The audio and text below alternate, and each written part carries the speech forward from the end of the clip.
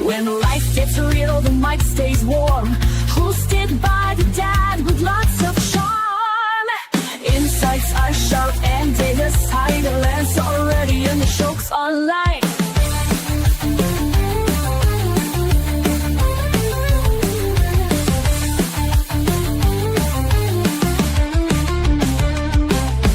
Hot takes, real talk, keeping it true. From high school halls to podcast cues, live a little, learn a lot.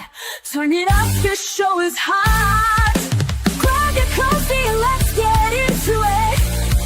No filter, no fluff, just real talk. Let's do it. Ready or not, here we go. It's time for Murphman to start the show.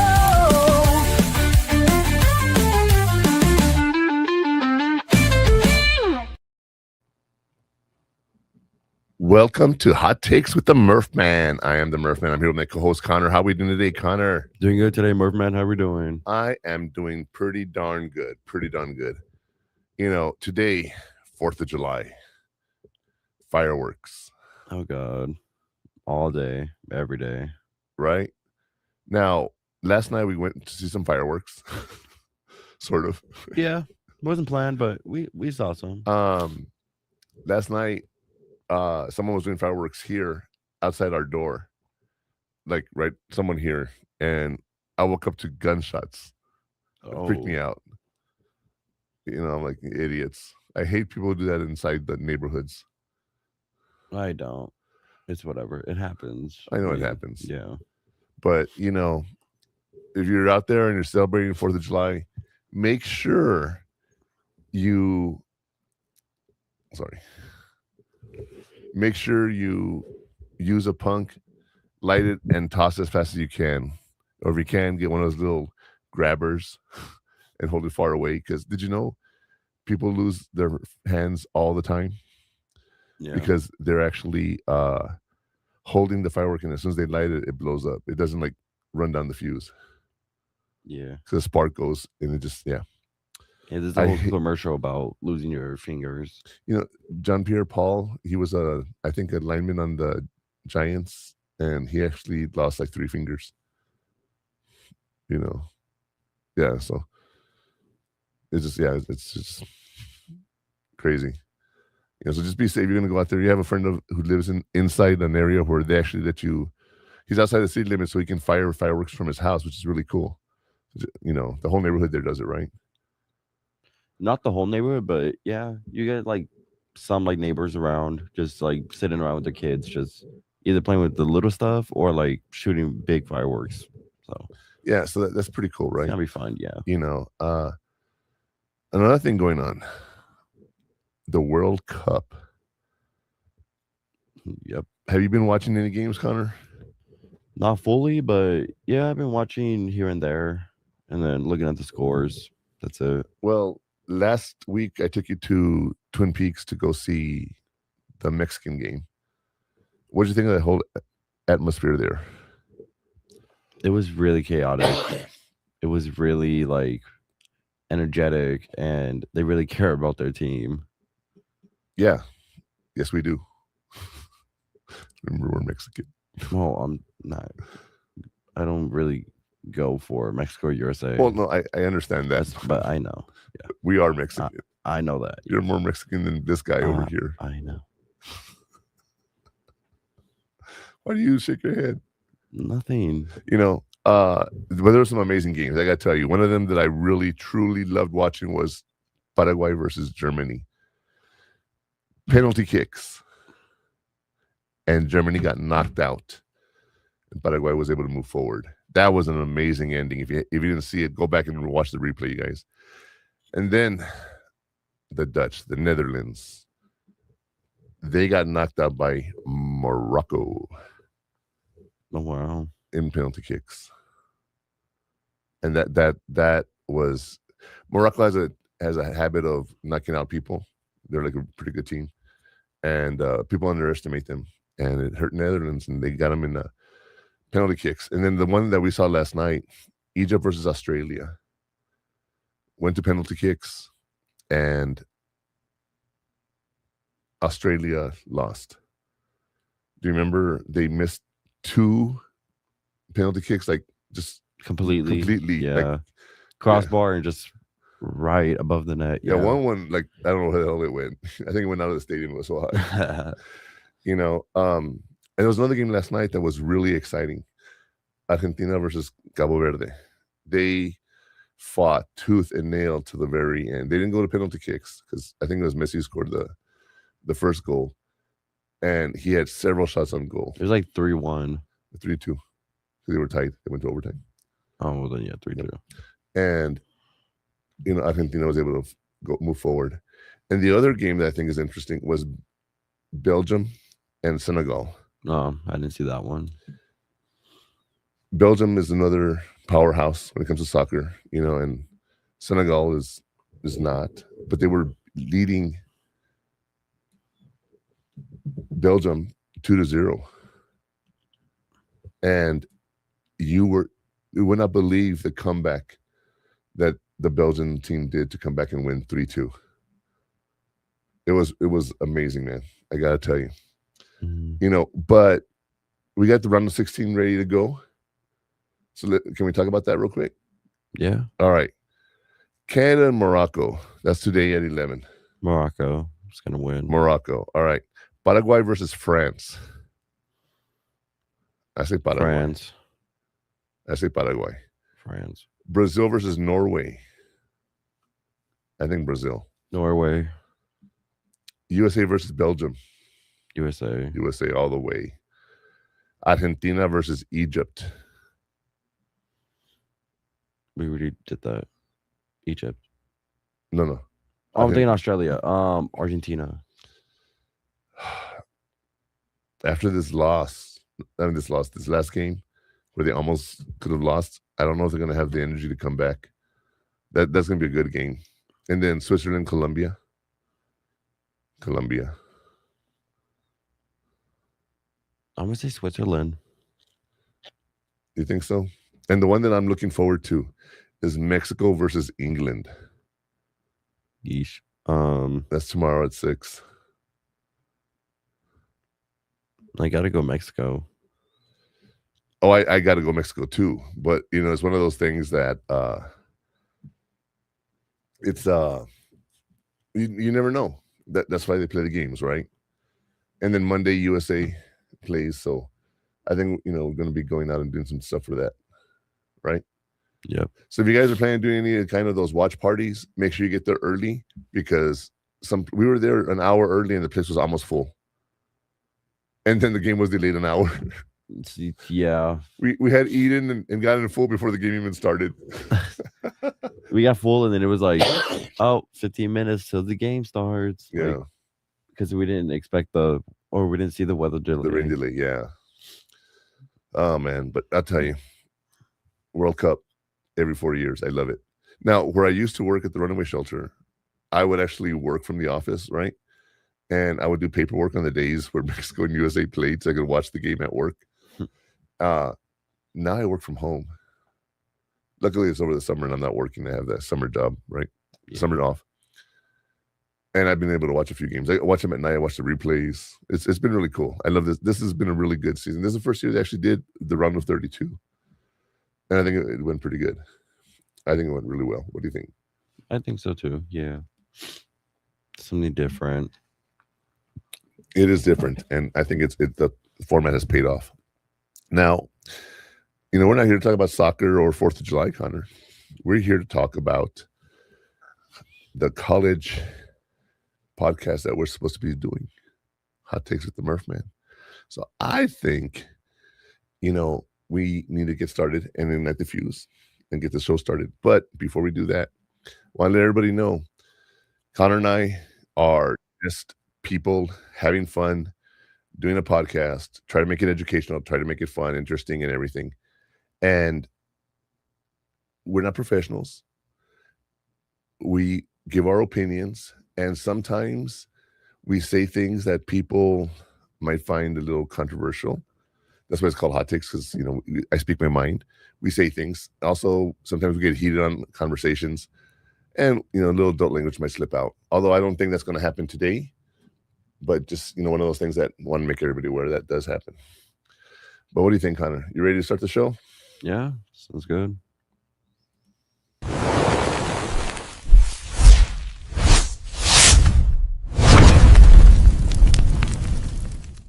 Today's episode is episode 43, Conquering Imposter Syndrome. You're not a fraud, you're new. This episode helps you recognize the voice of doubt, challenge it, and replace it with the truth. You earned your spot, and you're allowed to grow into it. The fuse is lit. Murphman, take the mic.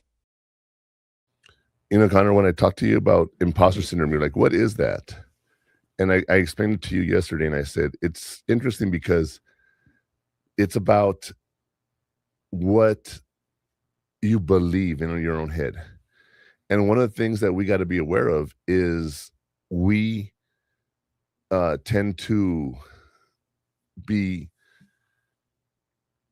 nervous at work or any task that we do because we are always worried about failing. There's a whole technique called fear of failure. So a lot of people don't want to start something for fear of failing. And that's one of the things. You actually get a job and now you're worried about failing. You don't, and then you start questioning yourself and how much do you know? How much are you aware of? You know what I mean? Yeah. So it's one of those things that when you think about imposter syndrome, it's your own brain fighting against you. So let's talk about that. And let's do the burning question so we can get a little bit more information on that. All right.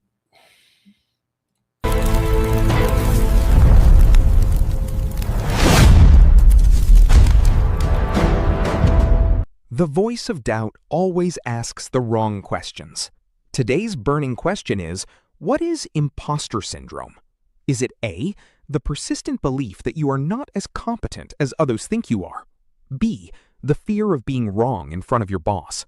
C, the belief that you are not good enough for your job? Or D, all of the above? All right, Connor. What do you think is the imposter syndrome? The belief that you are not as competent as others think you are? The fear of being wrong in front of your boss? The belief that you're not good enough for your job? Or all of the above? I'm going to have to say A. It's A. The belief that you're not competent and others believe that you're not competent is you think you're not as competent as people think you are. Yeah. Sorry. Okay. We were talking about this last night. If you've been trained and you went through your cybersecurity stuff and IT stuff and all that, and if you were to get a job right now because you went through the training and everything, if you were to decide to go, that's what I want to do for a job right now, how confident are you that you'll be able to do the job? It depends what we do, but just overall knowledge, 8 out of 10, 7 out of 10. Okay. If it's coding, then I'm just like, no. I was like, well, yeah. No, I'm talking more hardware stuff. But like still like 7 or 8. 7 or 8 out of 10. Okay, you feel pretty confident on that, right? Do you think that if they give you the job, you're going to feel that confident? No. That's my point. You know what you know. But even though you get a job, it's not going to be one of those things. And when you're looking at this, excuse me, I hate this. This is summertime, bro. Allergies. But yeah. So as you start a new job and you start working, all your peers are there and you wonder, am I doing a good job or not? And I've told you about my job when I was a counselor at the runaway shelter. I had been doing counseling in the Army, okay, and I'm pretty good at knowing psychology, okay, and I had done counseling in the Army. I was in the day treatment program. I tested out of every psychology college level entrance placement test that you could take. I literally tested out of everything, and I know psychology. I know counseling. What I didn't know was working with kids. And when I went into this job, I was really concerned because I'd never worked with kids. And the first family that I met, okay, this is still, to me, I don't know if it was good or not. You can give your opinion on it, but I bring the family in and, bring the mom into the office. Hi, shake her hand, right? The kid comes in and she's like, I don't shake hands. And I said, well, do you do elbows? And she was like, whatever. And then we had this long conference table. I sat at one end, the mom sat here, and the kids sat at the far end of the table. And I said, I didn't push the kid or nothing. I just said, okay. In my head, I'm like, this is really, really weird. I don't know how to handle this. So I'm talking to the mom. I'm giving my little instructions, my little spiel,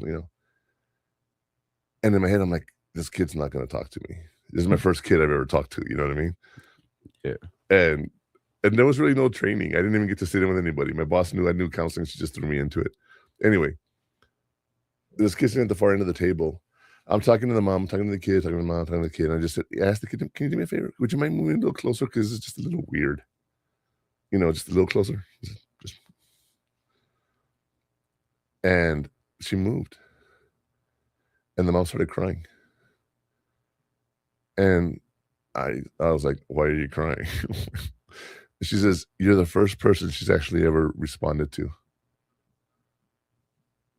was like, okay, whatever. Because again, I'm new to working with kids, right? I mean, people come to counseling, they usually want the help. Yeah. Kids are forced into it. Yeah. Anyway, on the way out, I shook hands with the mom and I told the kid, I'll see you later, like deuces. And she's like, mm-hmm. And I was like, all right, I got this, In my very first session, I was like, am I competent enough to work with kids?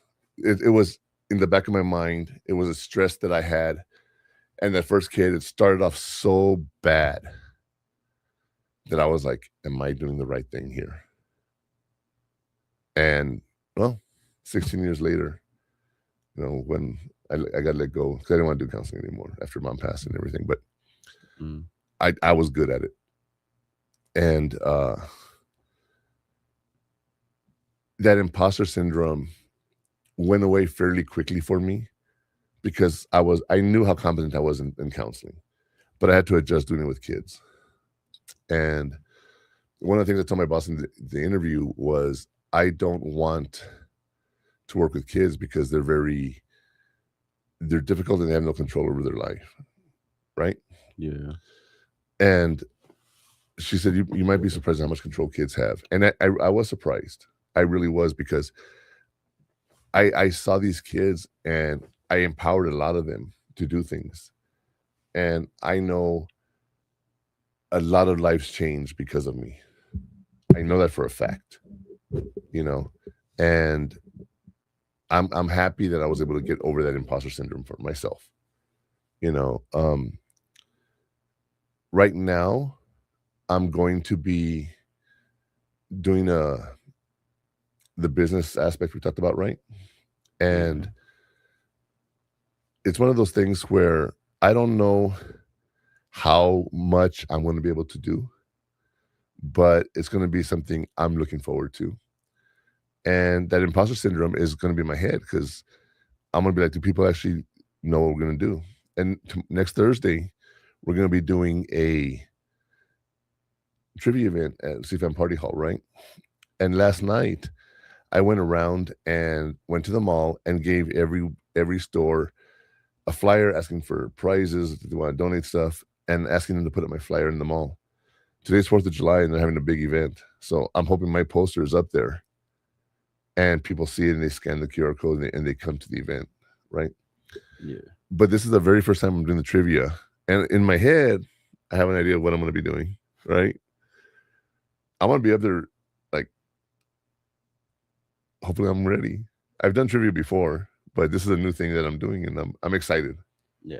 But we got to worry about the imposter syndrome, Now, as we talk about this, I always have a hot take. That's weird. So Right now, I'm going to go ahead and give you guys the hot take for today.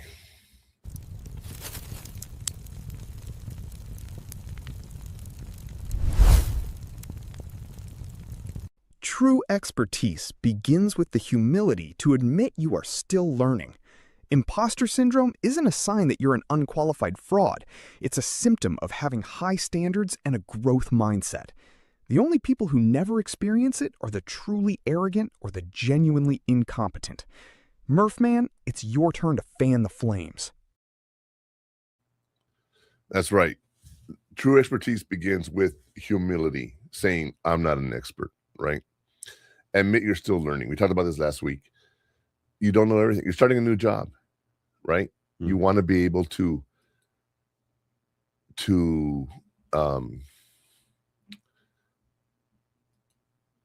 learn by challenging yourself and everything, right? Yes. You can't go in there and know everything. Now, you're not an unqualified fraud. You got the job. You have the experience. You just don't have the experience. Okay? You have the knowledge. You have the experience. It's a new experience. You got to learn, right? And, the only people who don't experience this are the ones who are arrogant. They think they're too good. Or those that are extremely incompetent, which I think is pretty funny, right? Just the ones who didn't even know they're stupid. They have no idea to know that they're not any good. Yeah. I was talking to one of my coworkers one time, and she did something. I'm not going to talk about it because it's personal. But we're in a meeting and she said something, and the entire team was like, "What is wrong with you?" Like, what did she say? It's not good.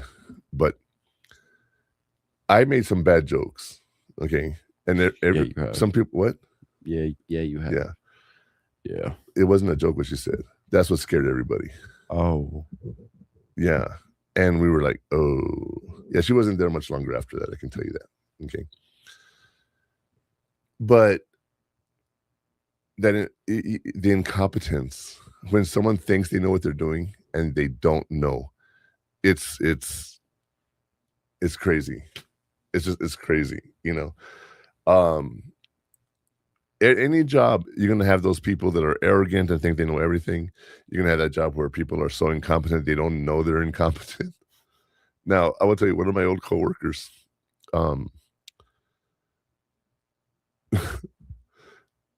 she got into 2 accidents in one day. Oh. Minor accidents, but she still got into 2 accidents. One wasn't her fault. The other one was. And, we liked her and everything, but she just wasn't good at her job. It happens.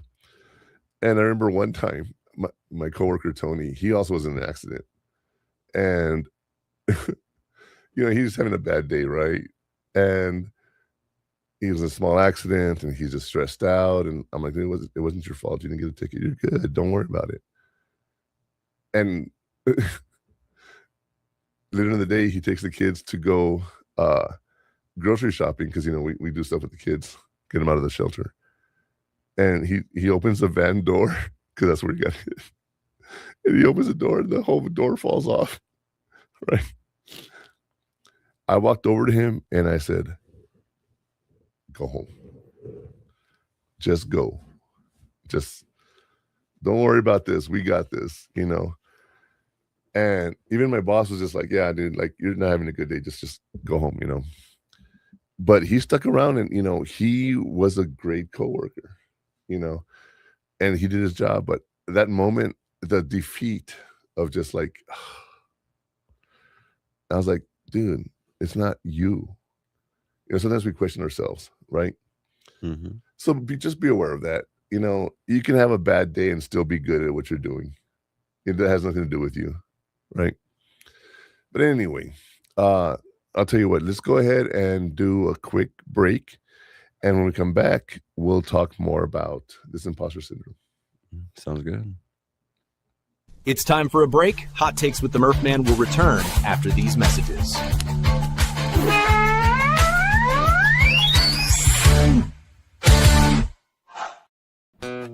According to the VA's suicide data report, An average of 22 veterans die by suicide every single day.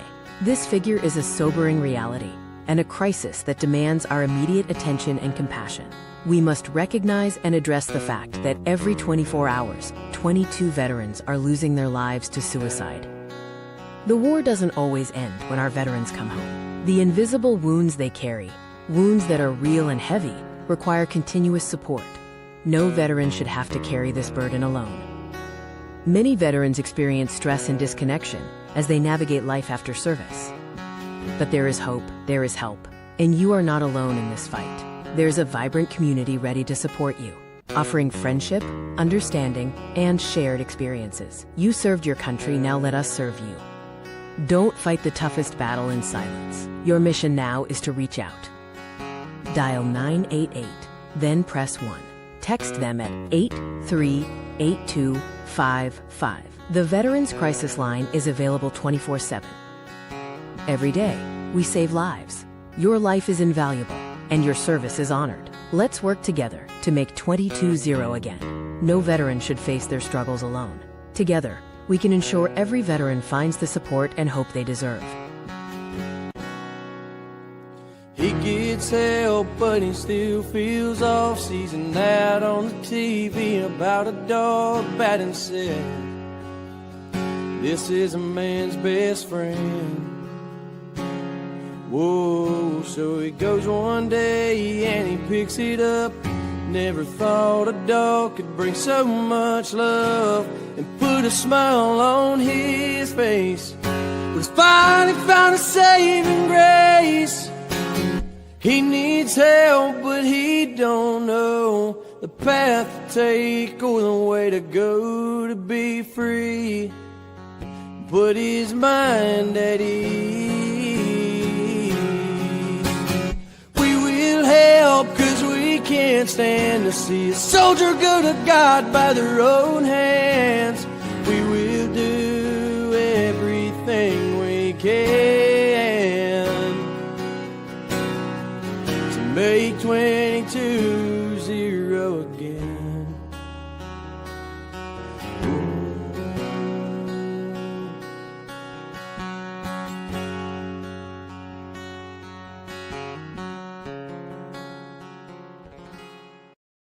The station where our veterans' voices are heard, MBR Talk.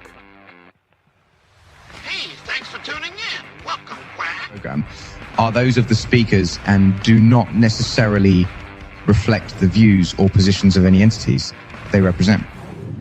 The web at mbradio.u.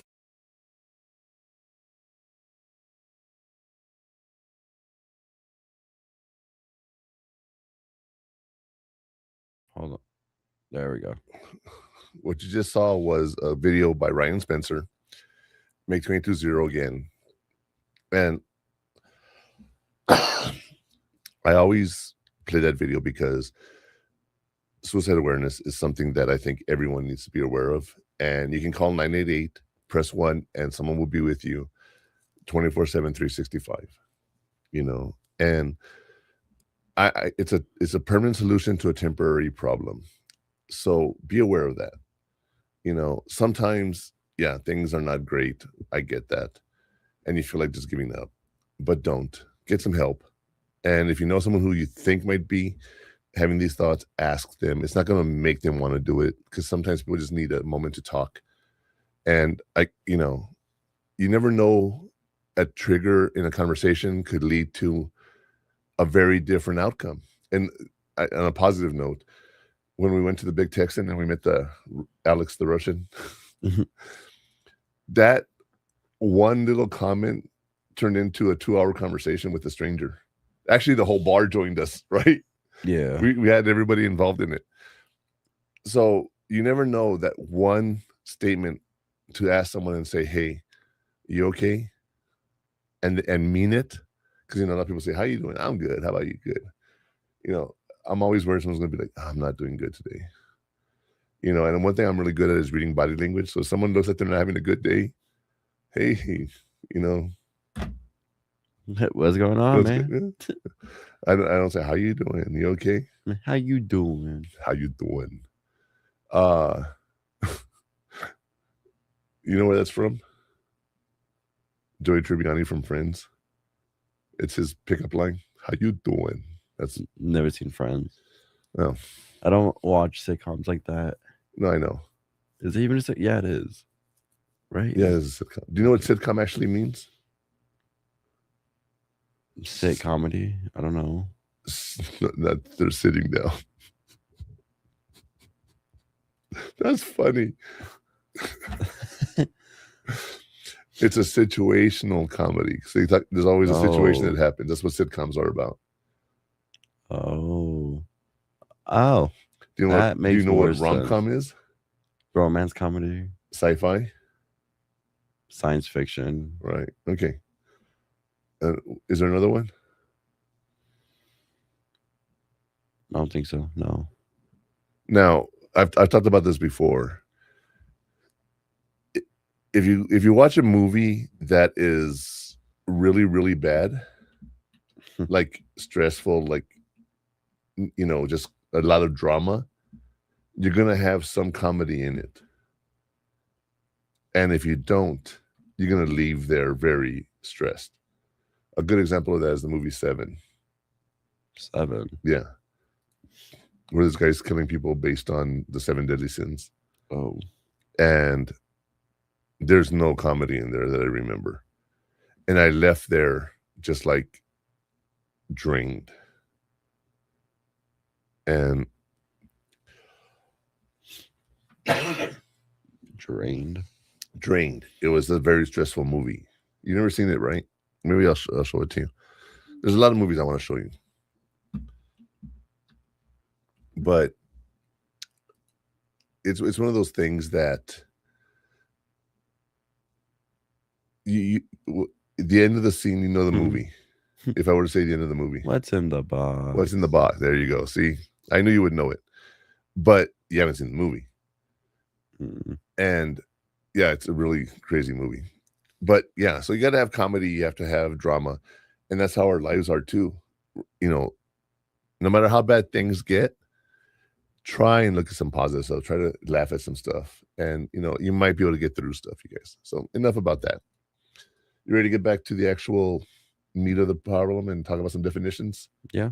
In our segment, Laying Down the Coals. All right, here we go.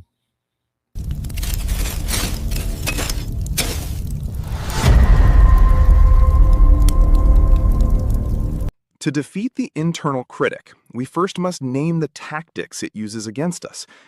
Before we dig in, let's clarify some of the key terms we'll be using today while laying down the coals. Imposter syndrome, the persistent belief that you're not as competent as others think you are, despite evidence of success. Cognitive distortions, inaccurate thoughts that reinforce negative beliefs, such as all-or-nothing thinking or discounting the positive. Self-compassion, treating yourself with the same kindness and understanding you'd offer a friend. This is the antidote to imposter syndrome. Now that the coals are laid, Murphman, let's discuss the foundation. All right, so like we were saying, we have the imposter syndrome where we think that people don't think we're as competent as they think we are. Is that right? They think we're not as competent as they think. Yes, I did say it right. Cognitive distortions, those inaccurate beliefs that reinforce the negative beliefs. So the all or nothing thinking, it's either one way or the other. You can't do that. There's more than just, there's a gray area. There's always a gray area, like there's a point of view. If you sit a 6 on the ground, you're on one side, I'm on the other side. What do you see? I see a 9. Right. But are we wrong? No, we're both right. But it's your perspective that changes the situation. All right. And that's why Uno has like the little line for it to be a 9 or a 6. Yes. I'm like, I just put that, and then I'm like, you're wrong. Well, yeah. Yeah. Because the line's there. Now, the other thing is self-compassion, treating yourself with the same kindness that you would treat someone else. We're too hard on ourselves, Connor.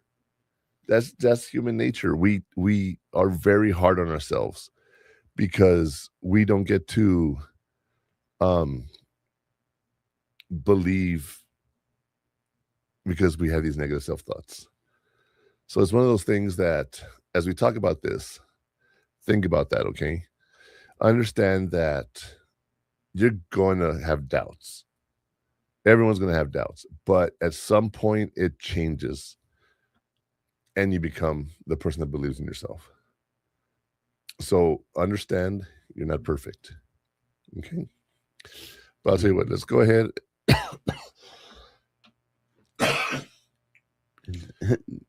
Yeah. Let's go and take a breather real quick. Yeah. Let's go ahead and like I told everybody, you know, the best example is the story from the fire. Hear it from someone else. So here we go. Excuse me.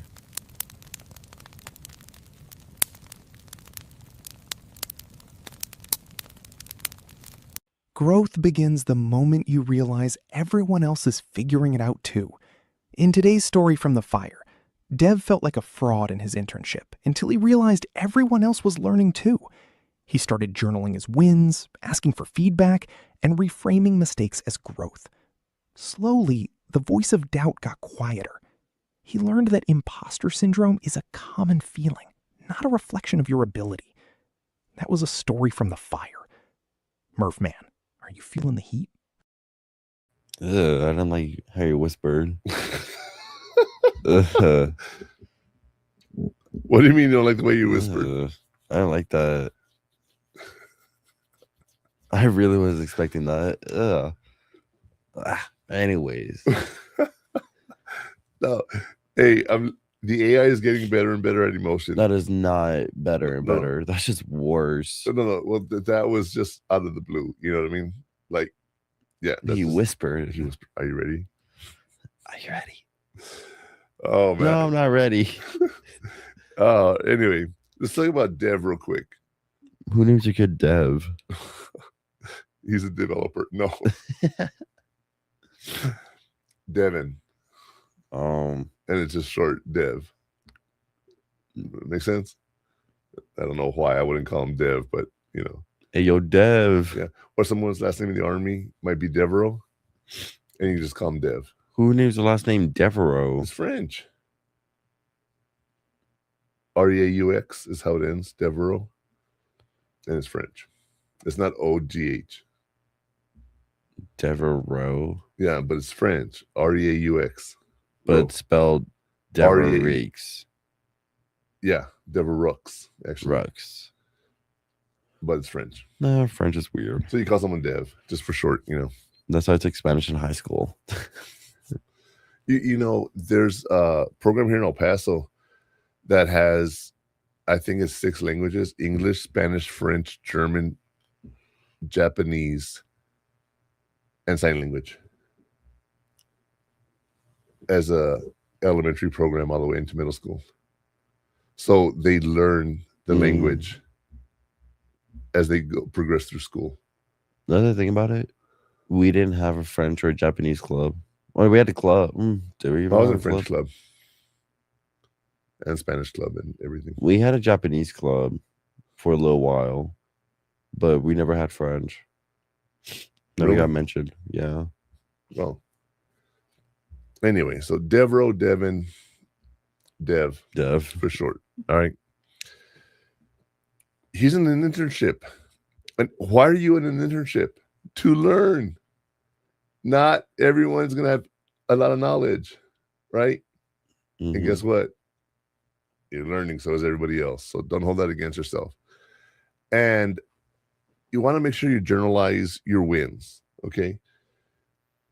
I'm not big on journalizing, although I do my to-do list and stuff like that.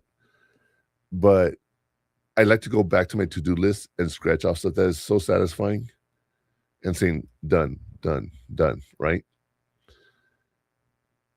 And one of the things that I also like is when, if I journalize, you know, going back and reading stuff from the past, it's really interesting because you see a different perspective over time. So, you know, I myself am not a big journalizer, but if you're into that and you like writing, I recommend journalizing. But another thing is, as a professional, you have this thing called a portfolio. When you go to a job interview and you say, what have you done? You can be like, here's my portfolio. And it's a list of all the things that you've done. You know, if you were to ask me, what are some of your wins? I just have too many. You know what I mean? One of them that I think of, and I've told you this before, just the weirdest thing. What is the moment I'm proud of? There's a lot of moments, but the one that I'm proud of is when I disarmed that guy with the gun. Right? Yeah. I saved someone's life that day. You know? I didn't like wrestle him, don't not like that, but you know, through counseling and everything. That's a big win. That has nothing to do with my job, but that's one of my personal wins. You know, keep a list of things you've done so that you can remember when you go into job interviews, or you ask yourself, am I a fraud? And you read this and you're like, I'm not. I've done this already. So that's why you want to journalize your wins. You know, ask for feedback, ask if you're doing okay, you know, talk to people, reframe mistakes. You know, you're going to make mistakes, but you can make an excuse for it, or you can say, hey, this is something that I need to learn from. What can I do differently? All right. And the voice of doubt will get quieter over time. Okay. So when you think about all that, realize that, I'm sorry, it wasn't clicking. Realize that you're doubting yourself is normal, but at some point you need to learn not to doubt yourself. Okay. Now, what I think is interesting also is when you're sitting there and asking yourself, what have I done? Right? It's that moment you need to show off. It's okay to show off once in a while. You can be humble, but you can also be a show off and say, you know, I've done these things. Like, for example, if I were to ask you, what is something you're proud of?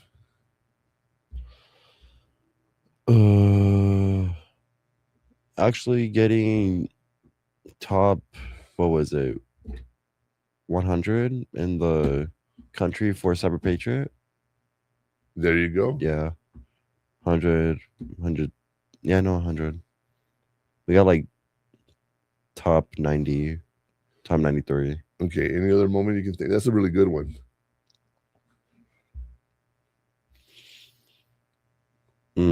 And just so you guys know, I don't ask them these questions ahead of time. This is just genuine asking questions off the top. And this is my genuine reaction every time. I don't know. There's one that I'm thinking of. What's that? When you stopped the comeback from Riverside by sacking the quarterback and getting the fumble recovery. Oh, I don't really care about football that much. I don't really count those as a win. But that was. I know, but I don't count that as a win. Compared to Cyber Patriot, that's nothing. Oh, no, I agree. Compared to that. But I think of that moment because I remember you coming off the field, not using these words, but hell yeah. And running with the ball and everything, you know. I almost got a penalty for it. Yeah, okay.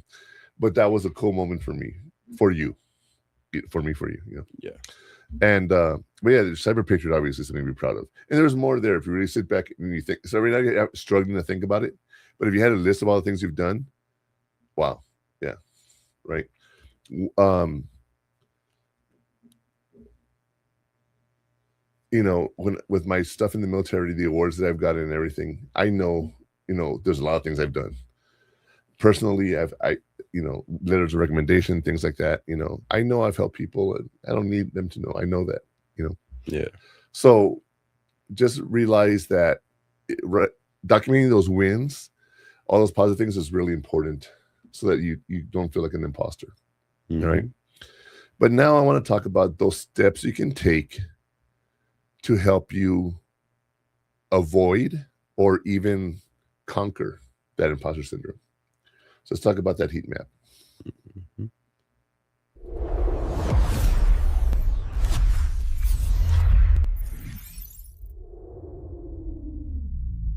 Shift your focus from hiding your flaws to intentionally tracking your progress. The heat map will show you where to focus your efforts for the most impact. Keep a wins journal to track accomplishments and positive feedback. This is your evidence that you belong. Talk to peers and mentors. Most have felt the same way. Sharing your feelings can normalize them. Reframe "I don't know this" as "I'm learning this." This shifts your mindset from fixed to growth. The map is drawn. Back to Murphman for the next segment. All right. So keep that wins journal because it's positive feedback and it's evidence that you belong.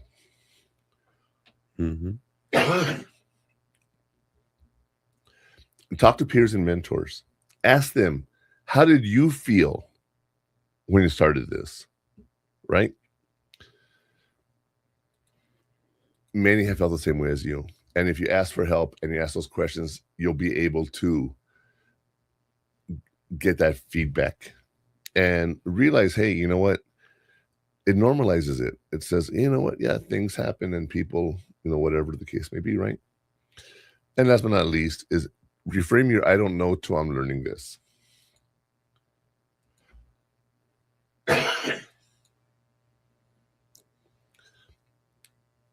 You're not supposed to know it. You're learning it. Tell yourself that. That's one of the biggest things, the negative stuff in our head that says we can't. One thing that I've talked about this before. I didn't get along too well with my mom, right? But the biggest compliment she ever gave me, which I don't even know, I don't think she was trying to give me a compliment, but she said, "You always tried new things. You always said, I can do it." Now, what's really funny is I didn't believe I could do it. I didn't have that self-esteem to say I did it. But as an adult, my mom told me that. And that made me feel really good, right? I don't think she was trying to say it as a compliment. She just said it. But I was like, yeah, I'm not a quitter. I go through things and I do things and I change things and one little idea grows into a million things. I believe that I can do it. And if I can't do it, I don't even try it. I know what I'm capable of. But my mom telling me that made me realize, even as a kid, I couldn't. And one of the things that I like is when I do magic. Magic. Well, keep going. Sorry, I'm gonna say that in my head. I was like, I'm listening and I keep saying in my head, I don't know why. I was like, magic? Yes. Keep going. Sorry. It's just.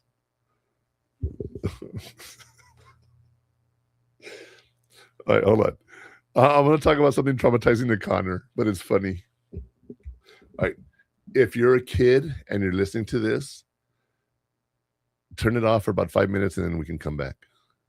Okay? The Tooth Fairy. Right? Mm-hmm. When I told him about the Tooth Fairy, he's like, no, that's not true, because you were there with me when the Tooth Fairy came. Santa. No.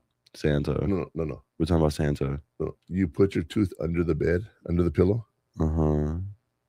And then we were sitting there, we're talking, and you said, "Oh, I wonder if the Tooth Fairy already came." I said, "I don't know, check." And you checked it, and your tooth was gone. The money was in there. It was the same for Santa.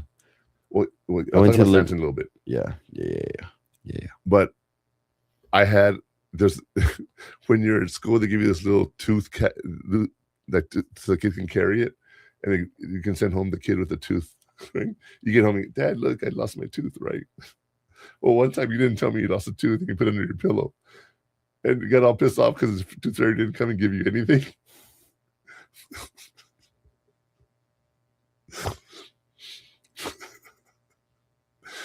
I felt so bad because you didn't tell me, you know.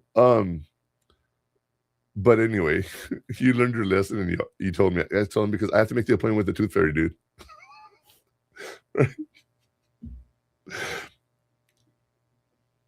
But I went to the nurse and I got an extra little tooth thing. So Connor would give me his with the tooth, and then I would put the money under the pillow. I palmed it, right? So you were sitting there and you saw me put your tooth under the pillow. You didn't realize I had your real tooth in my hand. Right? Now Santa. Wait, hold on. What'd you do with all my teeth that I lost? Why do you gotta ask that? You know I have them. All of them? All of them. All of them. All of them. How many? I'll tell you what, on the break. I know where it is, but how many? All of them. I don't know how all of them is. 14, 20. I don't know how many you had. Except for the one you ate. But yeah. What? Yeah. I ate one? Yeah. When? It just fell out and you were eating and it swallowed it, you know. Okay. But anyway. Okay. So I did that magic. Now, Santa. Oh.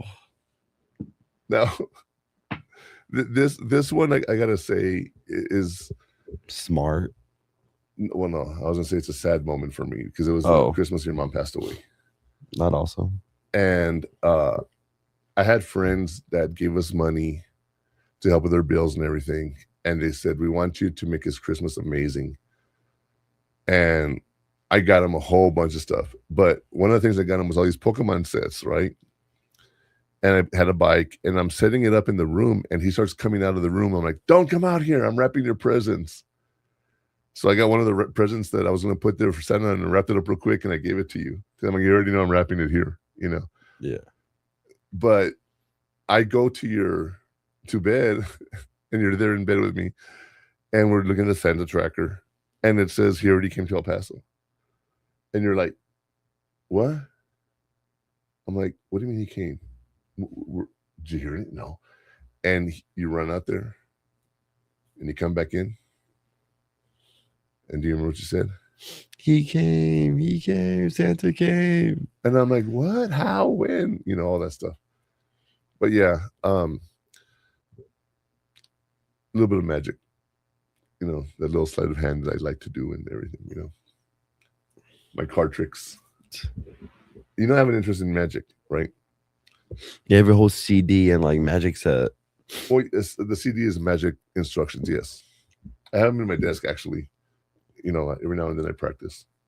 Sure, yeah. Anyways. So, yeah. So, any other story about Santa or Tooth Fairy? IHOP. That's the traumatizing part. That's all.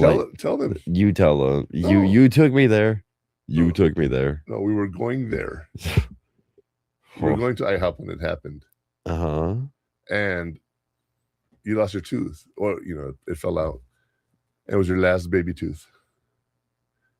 And I said, well, you're no longer a baby. And I told you the truth. And you were like, do I still get the money for the tooth?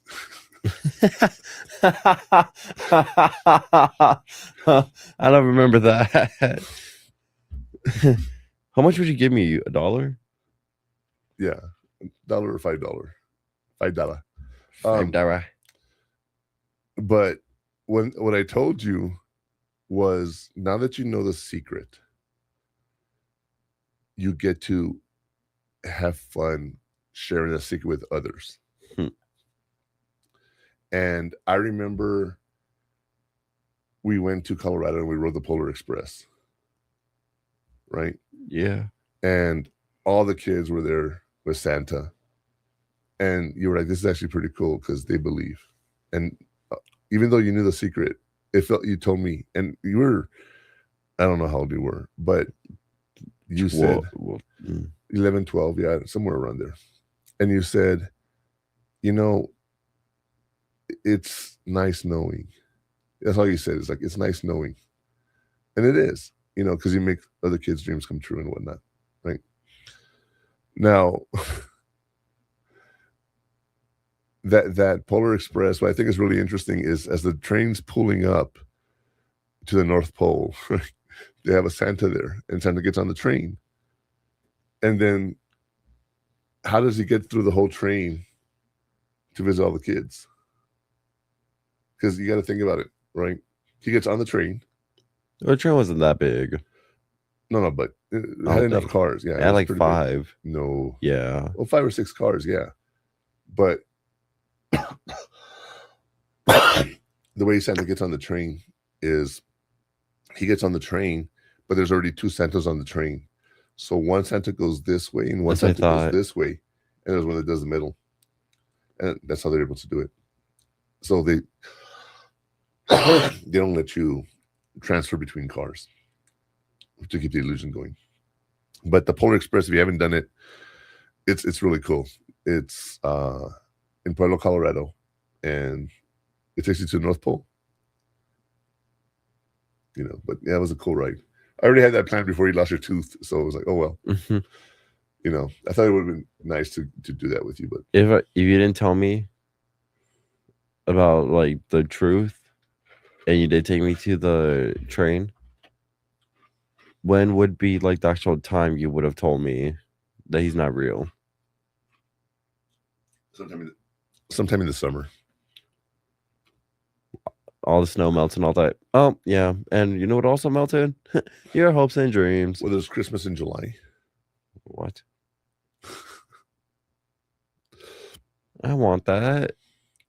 Well, on my Facebook page right now, Military Broadcast Radio is doing a promotion where we're raising funds to donate backpacks of goods to the Valor Point in the VA home in Denver, Colorado. And we're doing Christmas in July. And so, and there's sales like that. You'll see them Christmas in July. And you know, it's all marketing and everything, right? Mm-hmm. But what's really cool is there's a store in, I want to say San Antonio. Well, what store? But it might be in Colorado. But it was a Christmas store. And that's how they sold year round. Okay, when you say Christmas store, you mean like what? Like a Hallmark movie Christmas store? All they have is like a giant nutcracker statue. Yeah, like Christmas year round. You can buy stuff year round. You know. And another thing is, you know, during Halloween, you have Spirit Halloween. Yeah. You know, they're moving to like Christmas Halloween or the Halloween Christmas Spirit. So they're doing pop-ups now for Christmas stuff. Oh. Yeah, that's good. I don't know. That'll be happened a couple last year. Watch this year. Mark my words, there's gonna be a lot more of them. Okay. I said this last year too.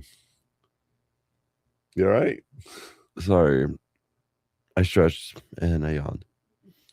You know, have I ever told you my joke about the first yawn? Mm-hmm. Okay, you know how they say yawns are contagious. Yeah. Right? So picture all the cavemen around the fire. Right? They're all there talking. All of a sudden, one caveman yawns. Right? And everyone looks at him like, what the hell was there? And they all start yawning. Right? Yeah. Can you picture that first yawn? Now, have you ever seen a dog yawn or yeah. Oh, what? A dog. No, that's not what you said. Have you ever seen a dog yawn? Oh, I thought you said dog yawn. Have you ever seen a dog yawn? Yeah. Yeah. You see them stretching and they're enjoying it, right? Mm-hmm. Yeah. Did I get freaked out the first time I yawned? No. It's a natural part of life. We all yawn. Well, but if you didn't know about it, like I didn't know how I could yawn when I was a baby, and then I just yawned out of nowhere. Yeah, well, you yawn as a baby, and you just keep doing it. One thing you've always had is hiccups, though.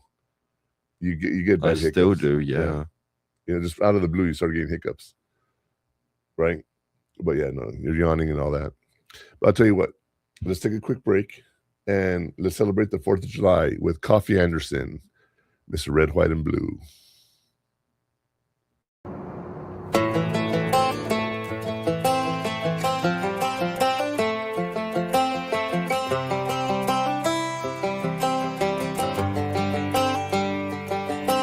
It's the guts and it's the glory. 100 stripes, 100 stories. It's the Pledge of Allegiance on the 4th of July. It's them handwritten letters from home. It's them sleepless nights alone. It's his newborn baby he left with his wife. Mr. Red, White, and Blue, lay down, here's a line. Mr. Red, White, and Blue, for these stars and stripes. Hey.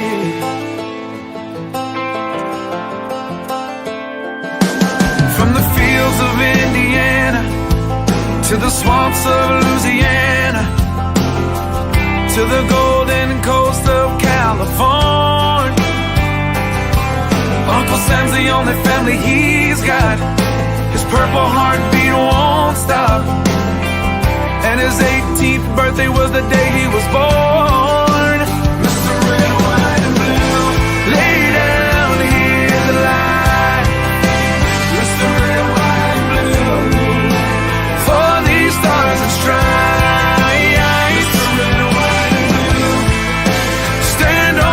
Front line. Mr. Red, White, and Blue, pay the ultimate price.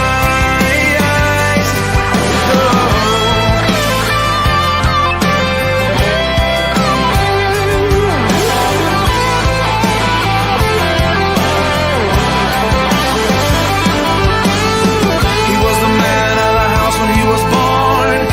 His family is proud but torn. But if you knew him, you would understand. He was raised on how to be brave, just to see the flag still wave. And then he came home with only one hand. He's Mr. Red, White, and Blue, lay down here to lie. Mr. Red, White, and Blue, for these stars and stripes.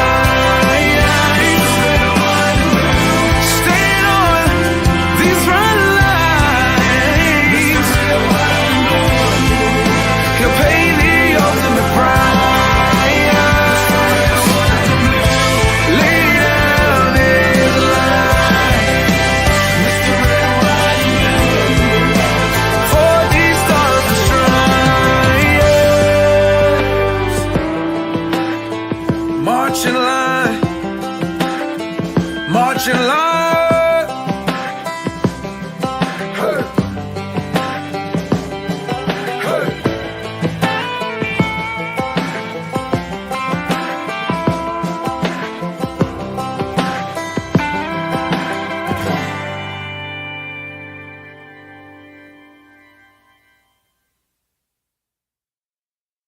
Hi, I'm Beaker with Military Broadcast Radio TV.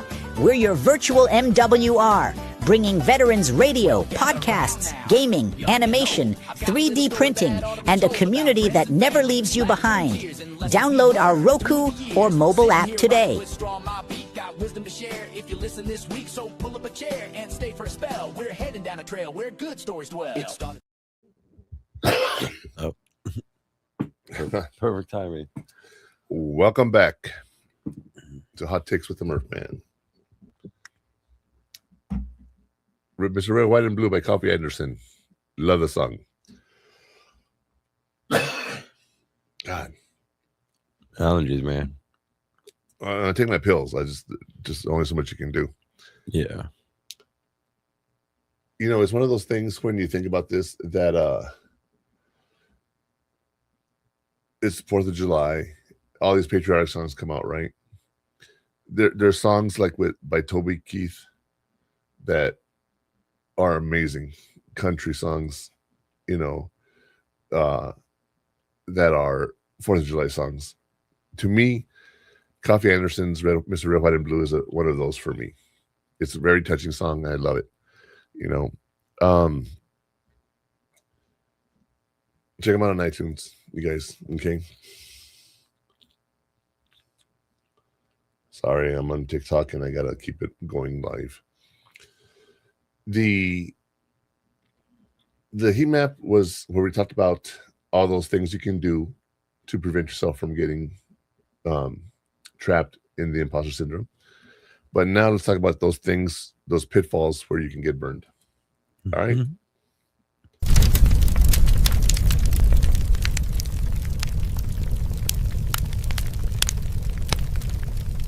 Your mind will lie to you, so look at the evidence instead of trusting a temporary emotion. Let's talk about where you'll get burned, some common pitfalls. Believing you're the only one. Imposter syndrome is common and beatable. Everyone is faking it until they make it. Waiting to feel confident. Confidence comes from action, not perfection. Do the scary stuff anyway. Dismissing praise. Accept it. You earned it. Don't deflect compliments. Danger zone identified. Back to Murphman for the warning. All right, imposter syndrome is common and beatable. Everyone is faking it until they make it. Ever heard that before? Fake it till you make it? Right? Remember we talked about how you feel incompetent, or you think people don't think you're as competent, or they think you're more competent than you really feel. So you have to fake it till you make it. That's how I felt in that first session with that kid. I faked it until I made it. You know, I the thing is, I'm going to be me, whether you like it or not, and I'm just going to do things my way. That's how I am. Yeah, you know, that's how we all should be, right? Then, you know, the waiting to feel confident. Confidence comes from action, not perfection. Do the scary stuff anyway. Like I said earlier, don't let your negative beliefs affect you trying new things. That whole I can is very important. You know, go out into the maze, find new cheese. If you haven't read Who Moved My Cheese by Spencer Johnson, great book. Love the story. Use it a lot in my life. There's also a book by Dr. Seuss, All the Places You'll Go. And there's a lot of things that he says in there, but one of them is, sometimes you'll be the winningest winner of all, except when you don't, because you play lonely games too, games you can't win because you play against you. That's such a telling thing for me, is playing games against yourself. And of course, the last one is dismissing praise. Accept it. You earned it. Don't deflect the compliments. When someone takes the time to say, you're doing good, say thank you. Don't say, no, you know, I'm not doing that good. Accept the compliment, okay? That is hard. You know, I tell people, you don't have to tell me I'm doing a good job. Just don't tell me I'm doing a bad job. Because I think I believe I'm doing a good job. And when you tell me I screw something up, you know, I move on. And I tell people, when I screw up, I screw up. It's something pretty big usually, you know what I mean? And like, for example, I'm the National Honor Society sponsor or the advisor. And I had to do a report by the end of the year. And I said, oh, I'll do it this day. I'll do it this day. Well, this year I had to get the principal to sign the paperwork. So the last day of work, I had to send her a message and say, I'm so sorry, but I need your signature on this. And she signed it, you know. But like, I wait till last minute. Very last minute. Well, it's because I wanted to compile all the data. Kids are still turning in their service hours and everything. I had a deadline, but that doesn't matter. People don't follow deadlines, right? And we're doing all this stuff, you know, and it looked like I was waiting till last minute, which I was, but that was a planned thing, right? Only I did not realize I needed her signature. That's the last minute. I screwed up, you know. And what's cool is I have these officers that are part of my team, right? The president, vice president, and secretary. And these kids are amazing this year. Like, they did an amazing job. And they came up with this whole plan of like, let's plan ahead a whole year of events. Can we do that? And I said, yeah, we did this last year. And they're like, no, we didn't. So I showed them the document. They're like, oh, wow. Yeah, you did. I'm like, y'all thought you invented the wheel, but I already had invented it, But I said, that's the kind of stuff that I like about you guys, because you show that initiative of taking control and doing things. And one of the kids says, yeah, but we still screwed up last year. I was like, don't worry about that, because you came up with it this year. Right? Yeah. So you did it without realizing I already had done it, which is, got to give yourself credit for that, And one of them says, yeah, but we still screwed up. They couldn't take the compliment. And I threw it in their face, which I wasn't saying, look, you guys are stupid. You didn't invent it. But I said, you guys don't have to reinvent the wheel. I already have this. Look at what I have. And if you want to change it, you change it. And because they hadn't done the events yet. So they said, can we do it? Because they're not going to waste their time doing something. Right. And so you don't have to do it. I already have it, but you can change it any way you want. So they're already planning for this year, which is, I love that. Right. I love planning ahead. But these kids, you got to be positive, because a negative comment can affect someone forever. Right. Mm-hmm. Also a positive comment can have an effect on somebody. Yeah. When I was a freshman on the drill team in ROTC, the commander of ROTC told the other teacher, he's going to be a drill team commander one day. And I was, I remember that it was really cool. But then that same guy, because I was missing a lot of practice. He's like, you can't be the commander and be missing practice. And I understood that. I wanted to keep working, so I gave up ROTC. And I remember when I saw him years later, I looked at him and I'm like, it's you, like, wow, how are you doing? He didn't remember me. He goes, were you one of my drill team commanders? I said, no, you kicked me out the year that I was going to be commander. He's like, why would I do that? And I told him, he goes, yeah, that makes sense. But I wasn't angry about it. I understood. But yeah, so as we're talking about this imposter syndrome and the doubts and everything, accept those compliments, because sometimes they're few and far between. Right? Mm-hmm. Can you think of a compliment I've given you? I'm just curious. No. No. Neither can I. Yeah. I know I've given you some. I just, nothing sticks out in your brain. But like, and again, how many times have I told you you were a really advanced student in high school? And you're like, I just did the minimum. We argue about this a lot. And I tell you, you didn't do the minimum. You did way more than the minimum. Yeah, I wouldn't say way more. That's too much. I say I did more, yeah, but not way more. You know what I mean? Okay, your senior year. Mm-hmm. You got to the point where you could have had 2 tech programs. Right? Yeah. Okay. That's half your day in tech. So that's a full day, technically. Oh, yeah. Because it's 2 periods. Yeah. But oh my God, I would have had a full day off. Fuck. Yeah. But that's my point, is you were so advanced in your studies that there was nothing you could really take. Yeah, by senior year, I just needed English. Yeah, English and science. That was it. Wait, yeah.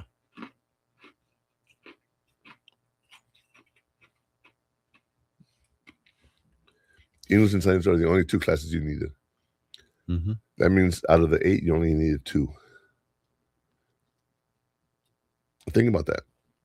8 credits a semester, 8 classes. You only needed 2 of them. So you had 6 classes you had to fill with stupidity. What I mean by that is you filled it with stuff you wanted to take. But the only classes available to you were all the like drama, theater, arts, and then all the foreign language and all the music, right? But as far as math, science, all the STEM stuff, you were done. Yeah, that was my plan for like since middle school. Right. But that's what I mean by you did more than the average kid, because you literally had. I'm trying to think, what did I fill my schedule up with? Culinary arts, tech, and then you took forensics. Yeah, forensics, because it was just an extra class. I took an anatomy also. But yeah, that was your for science. Oh, that was. Yeah. Yeah, so you had forensics and anatomy, A&P. Then you had tech. Then you had English, culinary arts, and football. Manager, no, not senior year. What other classes did you have? Okay, let's start again. Let's do core classes. AP English, right? Math. You didn't have any physics. Quantitative reasoning. Q&R. No. AQR. Wasn't that as a junior? No. Or calculus. Calculus. Or pre-cal. Pre-cal and then AQR. No, but it's AQR then pre-cal. Or you took calculus your senior year. You didn't need to. I took AQR senior year. It doesn't matter. And then anyways, science, I did those two.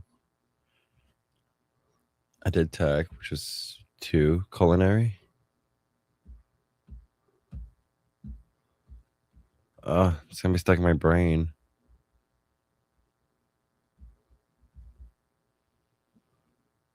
I'll think about it later. I'm just letting you process this, but it doesn't really matter, does it? No. Okay. I just want to get it out of my brain because now it's stuck in my head. That's the point. But I'll tell you what, let's just move on. And remember, I told you before, your brain works in the background. Yeah. It's buffering right now. Yeah. Right, it's loading. Don't worry about it. All right. So we talked about the heat map, things you can do to move forward, places you're going to get burned. Let's talk about how you can avoid those pitfalls in the heat shields.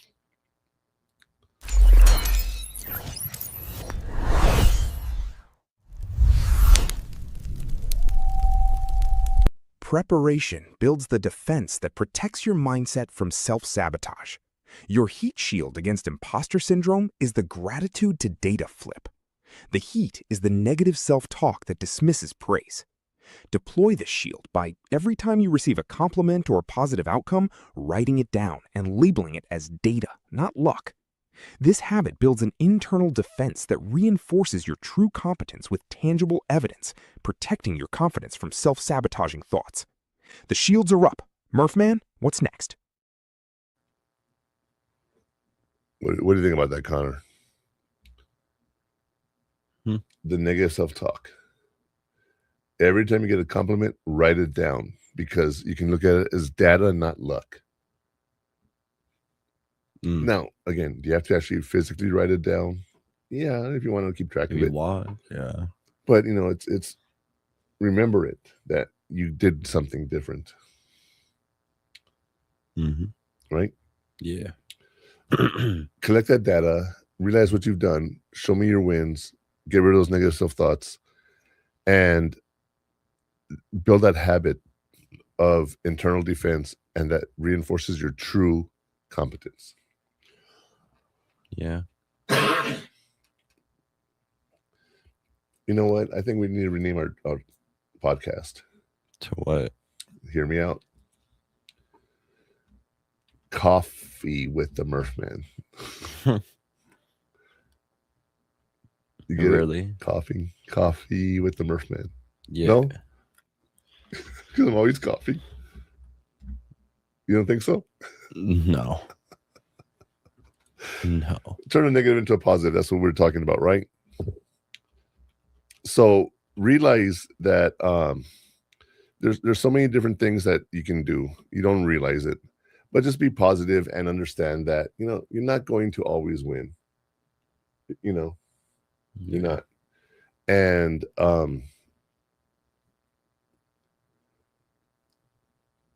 be positive. Turn all those self-doubts into all the different questions you might have. You know, but one thing is, I want you to reflect on all this, Connor. I'm going to ask you some questions right now. Okay. Is I want you to tell me your answers to these questions. So let's get to the afterburn and let's do the reflective question.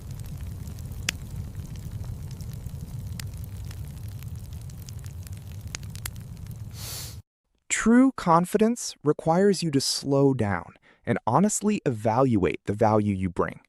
In today's Afterburn, here are some questions for you to reflect on. What evidence do I have that I belong here? How would I talk to a friend who felt this way?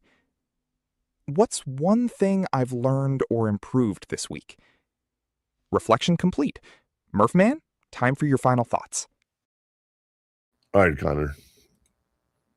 All right. What evidence do I have that I belong here? I got the job. That's a big one. That's a big one. The big and most reasonable one, yeah. Right? I got the job. That tells you that you've met the minimum requirements, that you're able to do that. Right? Mm-hmm. How would I talk to a friend who felt this way? What advice would you give a friend? Because you got to give yourself that same advice. I'm not really good at talking to other people, but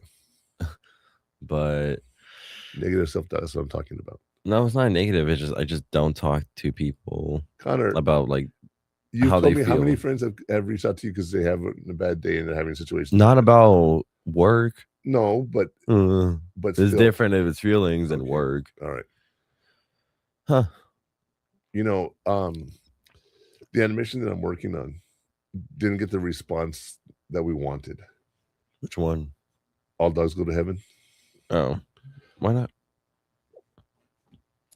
It got response, but it's not something people were really looking at. And I told the guy that we created. I told the guy that I created this with. Well, he created it. I helped him finish it.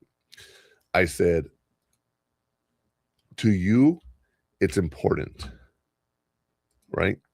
Mm-hmm. To someone else, it's just another cartoon. So sometimes when you want to do something, you may not get the response you want because you're expecting something different. Because to you, it's a big deal. And to someone else, it's like, that's just the job or whatever the case may be. Yeah. You know, so tell yourself that too. You know, sometimes you're doing something you're so proud of, and to other people, it's like, who cares? Now, one of the things that I'm proud of, and this is another weird situation. After 9/11, 1 month after the towers fell, we had an event here in El Paso at the Civic Center, and they had like, you know, memorial service and everything, right? And I was outside and I was reading every unit that had someone die, right? And we had a stand, I guess, where you could light candles. Oh. And above that, we had the fire truck holding the big American flag. Really patriotic moment, right? Yeah. And I'm reading this in front of like 1,000 people. They're in the plaza, you know the Civic Center. And I'm reading, and I'm talking, you know, in front of 1,000 people. For one, that's pretty cool that I got to do that. But during my speech, the wind comes and knocks over the candle stands, and all that wax caught fire, and this plume of fire just like whoosh, it was a flash, right? Yeah. Going up to the American flag. Oh God. So I want you to think about this. The worst moment in American history, 9/11. 1 month afterwards, it was really fresh in our minds. And we're about to burn the American flag. Do you know how stressed I got at that moment. Stressed. That I was like, okay, that flag's gonna burn, and it's not gonna be good. But I had to keep doing my speech. So luckily, I'm good at public speaking, and I'm able to keep things going. And but yeah, that's one of those things where I was happy how I handled it. You know, it's not a big deal, but it's one of those moments that, and everyone was like, "Wow, we saw your face," like, "Oh my god," because it was slow motion. I saw the wind knock over the candle. It was like a Final Destination moment. You know how they show the scene and everything's happening, and yeah, that's how I felt at that moment. Anyway, and last but not least, you guys, is you want to be able to just accept the fact that you're doing good. You're not doing bad. Everyone thinks so negative. Just be a little more positive, and you're definitely going to be able to do something with that. Now, you were looking up your course. Did you figure out what you were taking? I took audio and video as my last one because I went from pre-cal to audio and video. Well, not pre-cal, AQR. Then audio and video. Then I went to what was after lunch? Oh, that was my anatomy and forensics. No, on B days I went from English to culinary to tech. So you're happy you got that out of your head? Yes, very, very. Now, did you remember? Did you pull it up? I remember. I can't pull it up. I'm not a student. I was going to let you keep struggling. I forgot. I don't have a student ID anymore. What was your old student ID? I'm not saying it. Some kid has it. They can't. They can. They cannot. It's not mine anymore. How do you know? Because it's funny because someone I knew got one of my friend's older brother's old ID. I've never seen it repeated. They say some are repeated.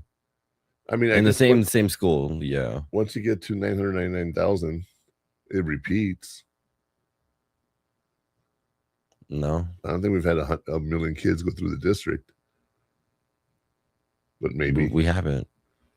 I don't even know. I can look it up. It'd be 20 years of school because there's about 50,000 a year. So what am I looking at? How many students or how many? No, what I'm saying is do the math. About 50,000 a year, 20 years is a million students. The numbers have to repeat. But I don't know if they started off with. Well, I guess because every class is different. 5, 6, 7, and eventually they're going to go to 8 or 9. Mm-hmm. You know, so that's what I'm saying. I don't think numbers repeat because it's identified to that student till they graduate. No, well, that's what I'm saying. It doesn't change because you need to have that number identified to that student. So you say your friend got the number, but I don't know how. I don't know either. Right. Yeah. But if I go back over there and type it in at lunch, it's not going to pop me up because I'm not registered. Right. So it'll be someone else. Has a number. No, someone. It can't just be used one time. I don't think it's like Social Security numbers. Okay, well, they're not repeated. I guess. Yeah. Yeah, student IDs numbers can sometimes be reused. But after 20 years. Mm. But I don't know my number. You know, I never got in trouble or had to worry about it. Me neither. Yeah, you got in trouble a couple times. Not with school. Yes. You got after school detention for a fight. In middle school, it was for a week, even though literally it was just so we don't go outside and go play recess. Right. That was it. Yeah. And I don't do that anyways. I was with my friends. That was not really detention. Because they separated me from a table, but then my friends just sat at that table. Because they're like, you can't leave the spot. And I'm like, okay, guys, come on. And then, yeah. Yeah, they moved. And you play Geometry Dash. Now that was fun because my friend, he had like a flash drive that you put into a laptop, and it's like it gives you games on it. So I used to play like Geometry Dash, what else? Bloons TD, do you know skateboarding. We all did it since middle school, and it was so hilarious. we've talked about this before. My TikTok feed is weird. I have so many different things that come across my feed. One of them is the USB drive you're talking about. And it's a game. It has 40,000 games on it. And you have a PlayStation controller. Oh. And you can play 40,000 games. Oh. Mine is like, you get it. It's an application on Windows, but you have to like download it or install it. Not install it because it's already there, but you have to like run it. Yeah. So it's like it's like you downloaded the game, but you didn't download it. Right. So it wasn't on any record if you downloaded it on the school in my computer. day, we actually owned the stuff. Well, we did also, but then they got rid of the flash drives. Yeah, everything was downloaded. Did you? It was not even downloaded. It was just like they stopped access to the hard drive. That's it. You pissed me off. Hold on. You know, GTA 6 is coming out, right? I used to play San Andreas. Okay. Oh. Focus. GTA 6 is coming out. Mm-hmm. And you know it's going to be a massive hit. Everyone's going to be playing GTA 6 when it comes out. It's a good game. So this guy emptied out his savings, took it out alone in his house, and bought 50,000 games. Oh, I thought you meant GTA 6. I was like, Yeah, oh. GTA 6. He bought 50,000 copies of GTA 6. Hold on. He pre-ordered 50,000 copies. Mm-hmm. So he thinks he's going to sell them on Amazon. Yeah. Right? Or eBay or whatever. eBay is like... GTA 6 is a digital download. So he bought 50,000 versions of the same game.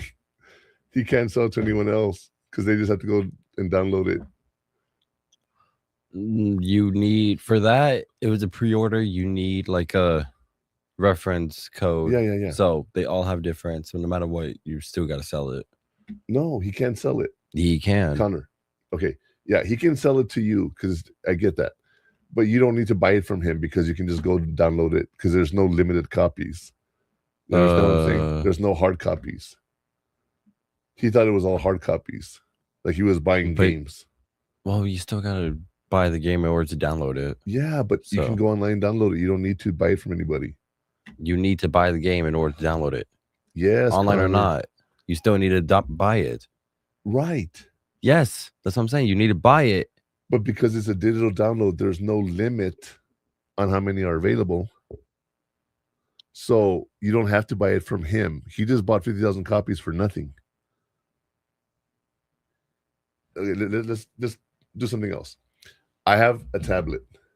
Mm-hmm. I buy 50,000 tablets. Mm-hmm. Now the market is like, we need tablets. Well, guess what? I own 50,000. I'm selling them for $1,000 a piece. You understand that? Mm-hmm. Okay. This is a durable good. I own the actual product. You have to send me the money. I send you a tablet. Okay. But it's like me buying 50,000 copies of Chrome. You don't need to buy it from me. You can just go download it on your own. But it's not a durable product. It's we just an need online the tablet download. though. What? But you want the tablet. No, okay. The tablet, I'm going to give you two examples. The tablet is a durable good. That is something you want to have. Mm-hmm. The digital download doesn't matter. You can do it on your own. You don't have to go through me to get the digital download. I mean, yeah, but I don't know. It's just like I can't buy 50,000 Chrome and no one else can use it. Like, for example, if I were to buy 1 billion Chrome, you can still go to Google and download it. You don't need to go through me. So he just wasted $800,000 for his 50,000 downloads. And people are still buying stuff on eBay for that. Yeah. They're going like double or triple the price of the original price for it on eBay. But that was GTA 5, not 6. No, 6. Connor, it's a digital download. There's no need. This is happening right now. People are buying it on eBay. Do me a favor. Oh, GTA 6 pre-order. okay. Hold on, you guys. I'm sorry. This is the hot takes we talk about. Uh-huh. What am I does it looking say? at? About what? The GTA pre-order. Standard editions, $80. Ultimate editions at 100. And where do you have to go to buy it? Physical edition. Hold on. Physical editions contain download codes rather than discs, with both preloaded and digital versions dropping on November 19th. And what am I looking at? Well, that's my point. When do they drop? November 19th. Okay. So you can buy it now, and on November 19th, you're going to get the code. You don't need to go through the guy. You don't need to pay extra. Those are people that are idiots that are doing that. Yeah, that's what I'm saying. Idiots are doing this on eBay. Now, what I think is funny is when the PS5 came out, people were selling the empty box. Yeah. And they said it's the box only. So people were buying the box for several $100s so they could buy it for their kids. And it was just the box, and there were so many people think they're getting scammed. But the ad said it's just the box. So what ended up happening is people were buying the box to give it to their kids, and the kids would open it, and it wouldn't have a PlayStation in it. It would have something else. That's sad. It is.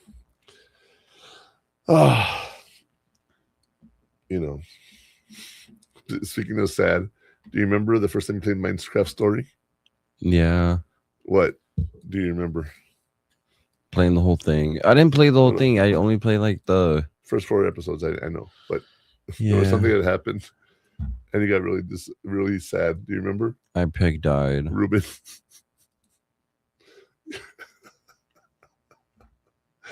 You're playing the game, and then Ruben becomes a pork chop.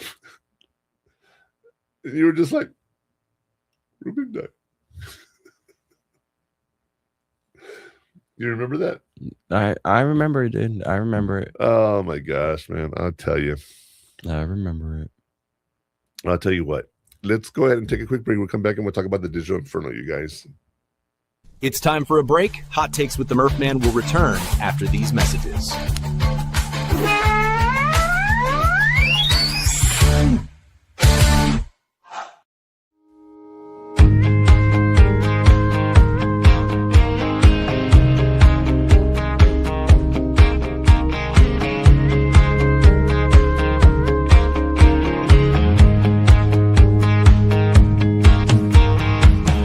Bar stools, cigarette smoke, where the dive bar band's playing all the wrong notes. Them dollar bills still hanging on the wall. This ain't no place for her kind at all. She had them red bottoms on in this blue collar town. There's only 2 reasons why girls like her come around. She either took a wrong turn back in Austin, or she's looking for love 'cause she lost it. We was 2 flames burning, red wine and bourbon, leaning on each other for a little southern comfort, just trying to hit the mood right under the neon moonlight. She was chasing that freedom,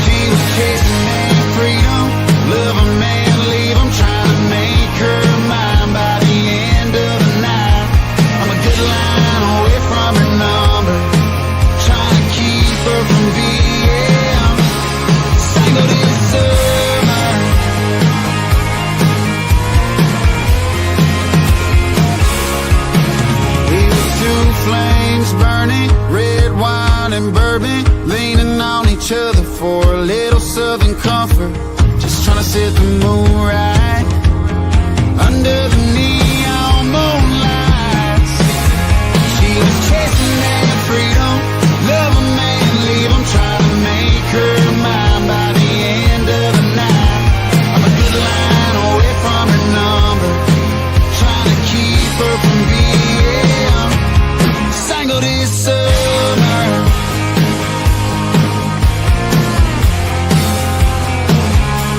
Single this summer.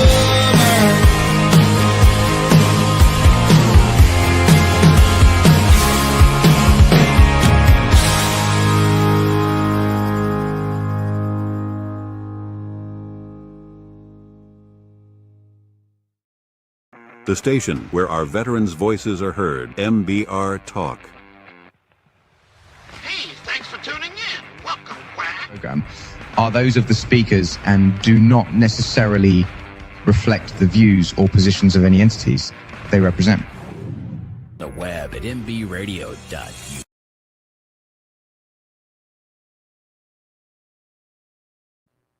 We are back. Welcome back. Let's just jump straight into the digital inferno, you guys.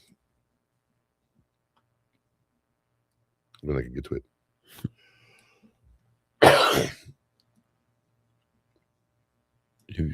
If not, then I'll do it. Yep.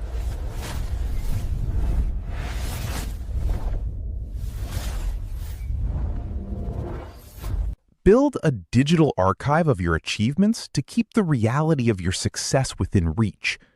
Use Notion or Trello to create a dedicated wins log where you immediately record positive feedback, metrics, and new skills learned.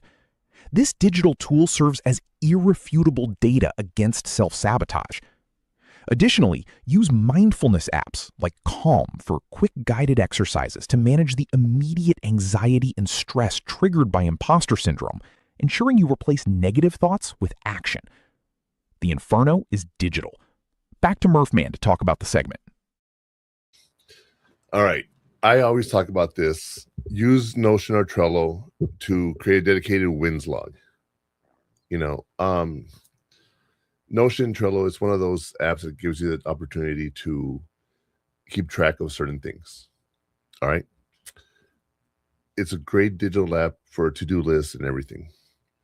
And mindfulness apps like Calm give you quick guided discussion to help you calm down. Now, one of the things that we have a problem with is following through on stuff that we got to do. Okay.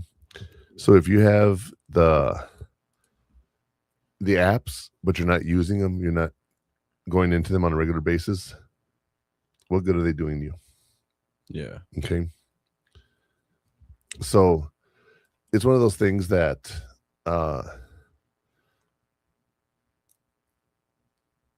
it's a habit you got to get into, right? Now, relaxation and calm, mindfulness stuff, people don't think about that stuff. Like if I were to ask you, Connor, what gets you calm? Music. Okay. So you listen to music and you get to chill out. Yes. Okay. Do you listen to calm, relaxing music? Sometimes. All right. Yeah. Is there music that annoys you? Yeah. The other day we were playing a song, and I'm like, turn it off, change it. I hate this. Get rid of it. I don't know why, but do you remember the song? Yes, I remember the song. But there's also a Mexican song you were listening to. Yes. And I was like, I don't like that kind of music. And you're like, what is it? The accordions? I'm like, no, I like accordions. It's just, I don't know. There's just some songs that annoy me. And it really annoyed me. I mean, like really annoyed me, right? So if you're going to be doing music, find a quiet space, listen to the music you want to listen to, have a playlist so that you can do that. Right? Mm-hmm. I like rock, and I know it sounds stupid, but rock to me is relaxing. I mean, people take relaxing in different ways. What do you mean? I like calm, relaxing music sometimes. And you like rock. Yeah. I'm not a big fan of symphony orchestra music. Me neither. Even though I did viola, I mean, I wouldn't listen to orchestra music. We do the piano like too. that, and piano, yeah, and drums, and drums, and a little bit of guitar. Yeah. Do you know who gave you the drums? Do you remember?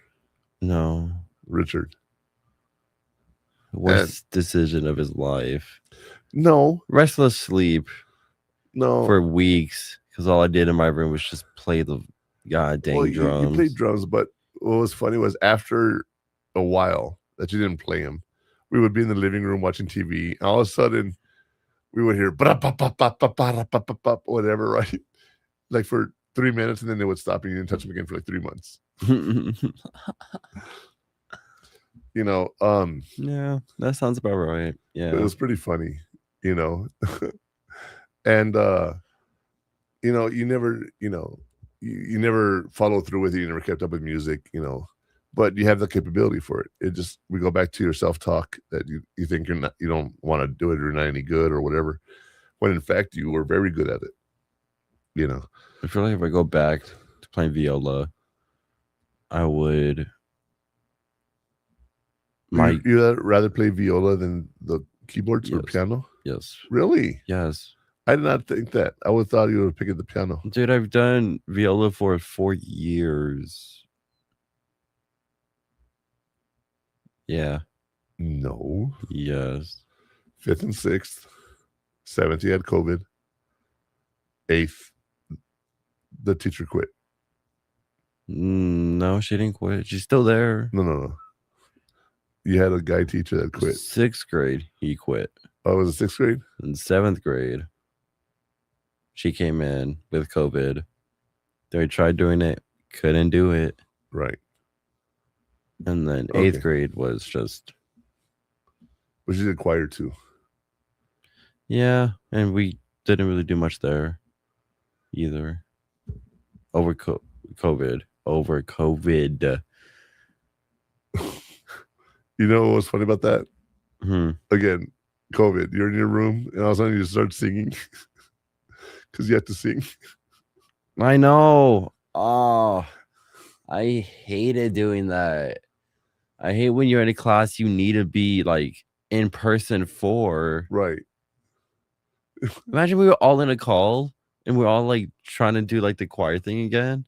Yeah. Oh, that would be terrible. You know, one of the things about COVID that I found so interesting about kids, all right, it screwed up their social skills for months. Like those kids who went through COVID, they're screwed up socially for a while. Okay. They missed a whole year of development, basically. But again, I'm in my room, you're playing Fortnite, and all of a sudden I hear you saying Simon Says.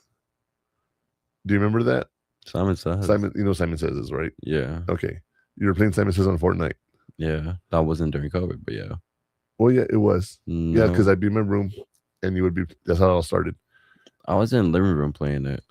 The point being is it was COVID, and all of a sudden I would hear you say Simon Says. What they would do is they all gather on the game, and one person says, okay, I'm going to be Simon, and you're going to follow what I say, and you have to do an action like jump or squat or lay down or whatever. And let's say you say, Simon says, jump again, and you jump again. Everyone would turn their weapon to you and fire and kill you. Yeah. That the creativity for kids is just unlimited, you know. But I don't know who started that. I don't know either. But that was a very creative game to socialize. You know, a lot of people say don't play games on. I think you can actually socialize on games a lot better than, you know, some people in person. Some games. Now, remember I was saying about the sign language? The girl who has to translate private calls. Yeah. People don't realize this with sign language. You can be an interpreter. And like, let's pretend Connor is deaf and he can't talk. I can. So I'll talk and the person will sign for him. And he's looking at her or him and they sign. Then he signs back and then she says whatever he's saying as he's signing, right? Mm-hmm. But one of the weirdest things that happened was people have to have you've heard of sexting, right? But video sex talk, and she had to translate that. So I think that's pretty awkward, but I think it's funny. A little bit. What do you think? A little bit, yeah. Yeah, right. If you ever talk to a sign language interpreter, tell them to tell you some funny stories. Trust me, they got some. But I'll tell you what, let's get to the final burn and let's wrap up the show. Sounds good.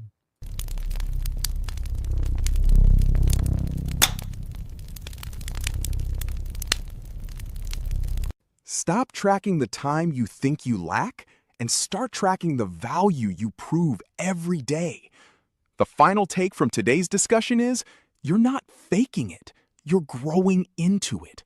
Confidence isn't a prerequisite, it's a byproduct. The final flame has been struck. Back to Murphman to wrap the show. Hold on, my finger's too big over here. Give me a sec. I was going backwards and didn't even realize it. All right. Stop tracking the time that you think you lack and start tracking the value you prove every day. Right? Yeah. Remember, document your wins. Keep track of what you won, right? And you'll be able to do things. And in the final take is, you're not faking it, you're growing into it, right? That's one of those things when you think about, like, when you sit there and you ask yourself, okay, what can I do differently? Well, you know, you're going to grow into it. You're going to learn. You're doing things, right? Don't be so hard on yourself. Enjoy life, you guys. It's supposed to be difficult. Nothing's easy in this life. If it's easy, then you didn't learn anything. One of those Buddhist sayings that I love is, from confusion comes learning. Because if you don't know it and you're confused and then eventually you do know it, you've learned. Right? Mm-hmm. And if you learn something and you never got confusion, you're not really going to learn it. Yeah. You know, the example I use is when I was in school and I was learning Erosion's theory. I couldn't understand it. For the life of me, I couldn't grasp it. And I tried so hard. I tried recording it and playing it back. I tried reading it over and over again. And I couldn't learn it, dude. I could not learn it. And then the morning of the test, I woke up and I'm like, I know it. I was being so hard on myself that I was pressuring myself that I just wasn't remembering, wasn't recalling it. You know, and sometimes that pressure you put on yourself prevents you from doing things.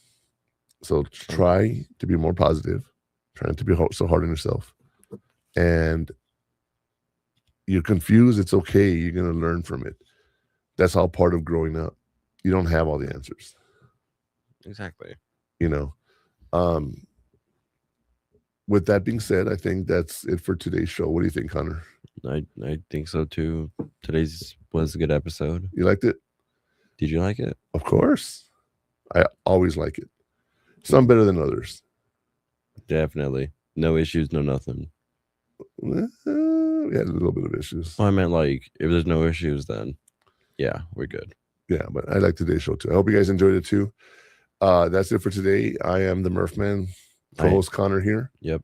By the way, quick update on the score on Canada and Morocco. It is 0-0. It is halftime right now. And it's at halftime. All right. So we're going to let you go and we're going to watch the game. Yeah. What do you think, Connor? All right. Thanks for watching, you guys. That's a wrap on this episode. If you're looking for more, you can find all the best clips from the show on our social media pages. For all the links and more information about what we talked about today, visit purehottakes.com. And if you want to watch the full replay or get access to our premium content, subscribe now at stream915.com. We appreciate you tuning in.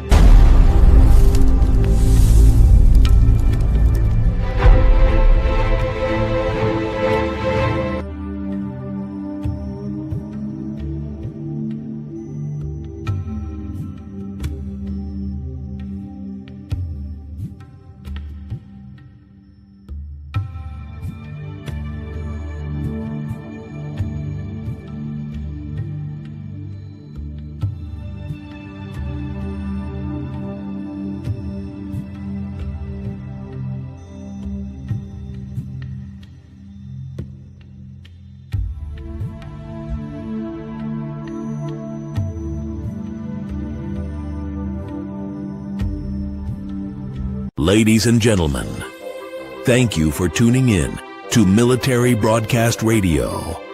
As we wrap up today's show, we want to remind you that the podcast of today's episode will be available right after we go off the air.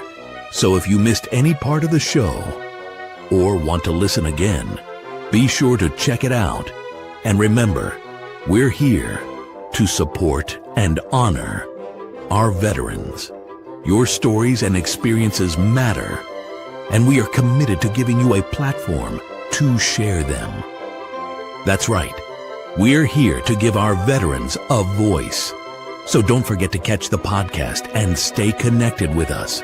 Giving our veterans a voice.